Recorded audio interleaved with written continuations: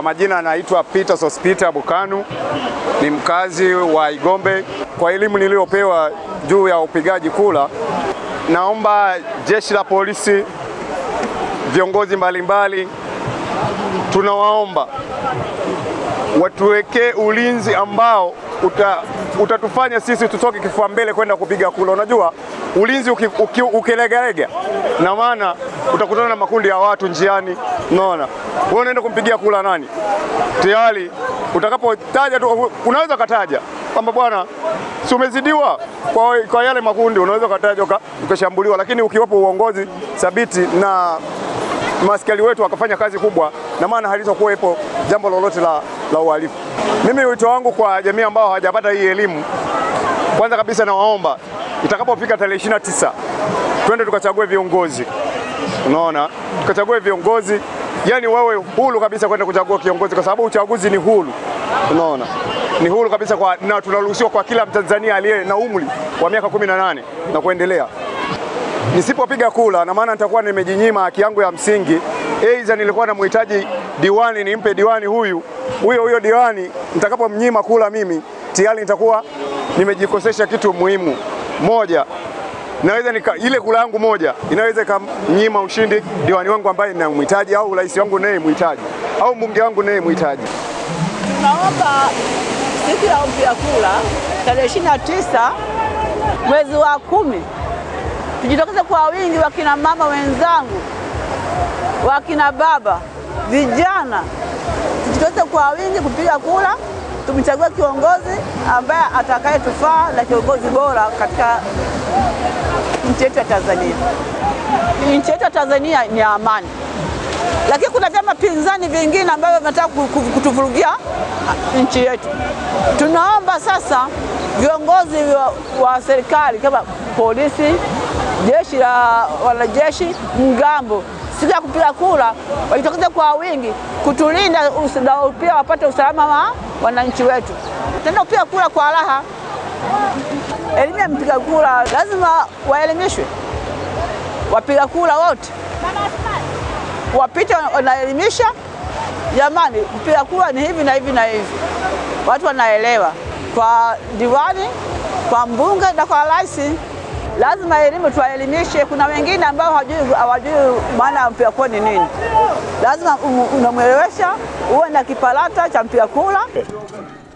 Kwa jina naitwa Tadeo Filipo, mimi ni mwenyekiti wa mwaro wa BMU Igombe. Kwa kweli kwa siku ya leo nimefurahi sana baada ya serikali halmashauri ya wilaya Ilemela kuleta elimu ya mpiga kura. Kwa kweli nimefurahi sana na zoezi limekwenda vizuri. Kwa kweli elimu ya mpiga kura tumeipokea. Rai yangu ni kwamba Tume Huru ya Uchaguzi, ninaomba sana chonde ile siku ya Oktoba 29, ninaomba tu vijana wangu, wadau wangu wa mwaro, wamiliki wote walioko eneo la mwaro, naomba walindwe bila buguza yoyote.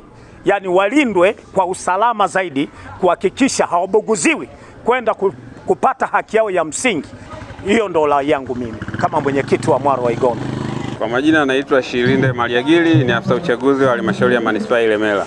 Leo tarehe 28 mwezi wa 9 mwaka 2025 tuko katika mwendelezo wa jimbo la Ilemela katika kutoa elimu ya mpiga kura.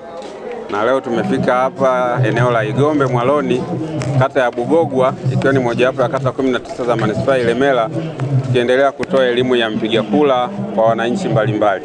Lakini kubwa zaidi kwa siku hii ya leo, tunafahamu mwaka huu tume imefanya maboresho mbalimbali katika sheria za uchaguzi, na mojawapo ya maboresho hayo ni kwamba tume inaweza kuruhusu mpiga kura ambaye amejiandikisha katika eneo jingine na akaruhusiwa kupiga kura ya rais katika kituo tofauti na alichojiandikisha. Kwa hiyo mnamo tarehe 15 mwezi wa 9 tume ilitoa tangazo la kuruhusu wananchi ambao wamejiandikisha katika maeneo tofauti mengine kuweza kutuma maombi ya kupiga kura ya rais katika vituo tofauti na walivyojiandikisha. Zoezi hili limeanza toka tarehe 19 mwezi wa 9 na litakwenda mpaka tarehe 2 mwezi wa 10. Na wananchi wanaweza kutuma maombi haya kwa njia mbili. Moja ni kwa njia ya mtandao, kwa maana tume imetengeneza portal maalum ambayo inaitwa KRP. Kwa mwananchi mwenyewe anaweza akaingia mule akajaza taarifa zake na akatuma maombi. Lakini njia ya pili ni ile ya kutumia fomu. Kuna fomu inaitwa namba 29. Ambapo mwananchi anafika kwa msimamizi wa uchaguzi, anajaza ile fomu na anaweza kujaza kituo ambacho anataka kupigia kura ya rais ambacho ni tofauti na alichojiandikisha. Kwa hiyo tumefika hapa, tumeelewesha wenzetu, ambapo kwa kiasi kikubwa wakazi wengi wa eneo hili ni jamii ya wavuvi ambao walikuwa hawafahamu kuhusiana na hicho kitu. Kwa hiyo tumeweza mpaka sasa kuwa na wananchi takribani 20 ambao wamejaza fomu hizo, na mwananchi akishajaza fomu hizo, msimamizi wa uchaguzi anaichukua fomu ile, anaenda kuingiza kwenye mfumo. Mwananchi anapata ujumbe wa message kupitia simu yake aliyejaza pale kwamba ombi lake limepokelewa.